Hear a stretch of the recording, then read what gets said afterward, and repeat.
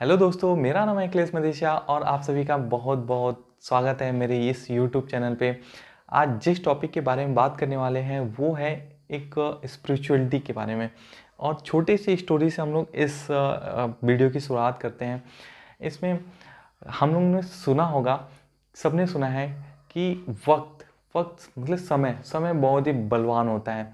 तो इसी टॉपिक पे हम लोग आगे बढ़ते हैं एक छोटी सी स्टोरी के साथ। एक शहर में एक व्यापारी रहता है और वो बहुत ही धनवान था और उसकी फैमिली भी अच्छी थी और उसका बिजनेस भी बहुत अच्छा चल रहा था। लेकिन वो एक रात अंदर से बहुत परेशान था, दुखी था कि उसको समझ में नहीं आ रहा था कि मैं इतना परेशान क्यों हूँ।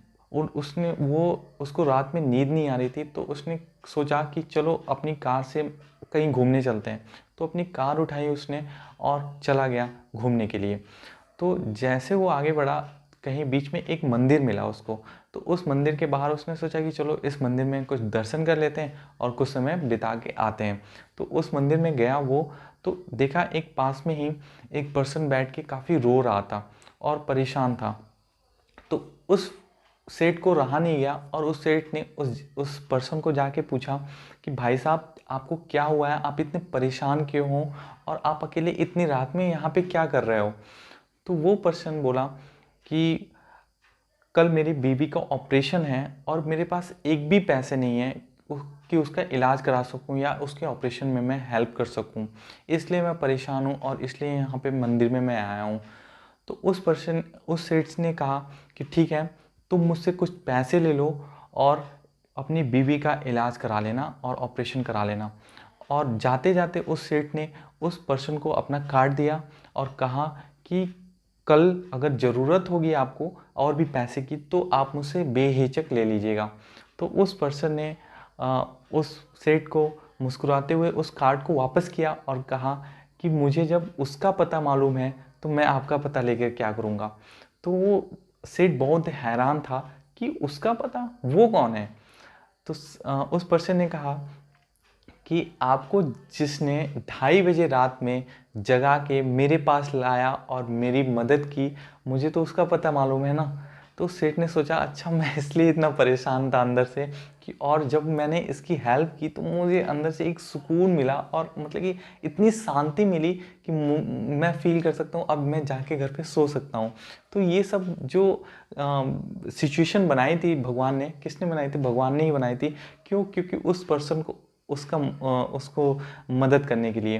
तो ये होता है कहीं ना कहीं, हम जब विश्वास करते हैं किस पे, जब हम भगवान पे विश्वास करते हैं ना, तो हमें अंदर से बहुत मजबूती मिलती है, एक शक्तिशाली एक अंदर से एक शक्ति मिलती है। और हर काम जो हम करना चाहते हैं वो बहुत ही जल्दी जल्दी होने लगता है और अंदर से हमें निगेटिविटी नहीं हावी होती है। हमें दिखता है कि हाँ हम कर सकते हैं और रिजल्ट की हम लोग चिंता नहीं करते हैं, जो होगा वो भगवान के ऊपर छोड़ देते हैं। ठीक है, ऊपर वाले पे विश्वास और ये महसूस करना कि वो मेरे साथ है, वो हमें अंदर से मजबूत बनाते हैं, हमें अंदर से ताकत दिलाता है। और हर वो काम हम कर सकते हैं जो हम करना चाहते हैं बिना किसी हेजिटेशन के।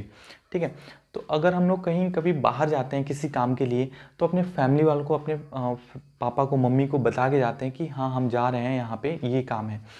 तो उसी तरीके से आप भी अपने भगवान को, अपने प्रभु को ये बता सकते हो, उनसे निवेदन कर सकते हो कि आप मेरे साथ चलिए और कृपया करके आप मेरे साथ उस काम के लिए चलिए।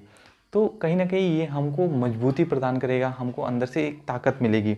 आप चाहे कितने भी बड़े हों, पैसे वाले हों, अमीर हों, ठीक है, आपके हाथ में लाखों की घड़ी हो, लेकिन समय आपके हाथ में नहीं है। समय किसके हाथ में है? समय उसी के हाथ में है, उसी ऊपर वाले के हाथ में है समय। तो हमें जिसके हाथ में समय है, हम अगर उनको लेके अपने साथ चलें तो कैसा रहेगा? हर जगह मंगल ही मंगल होगा।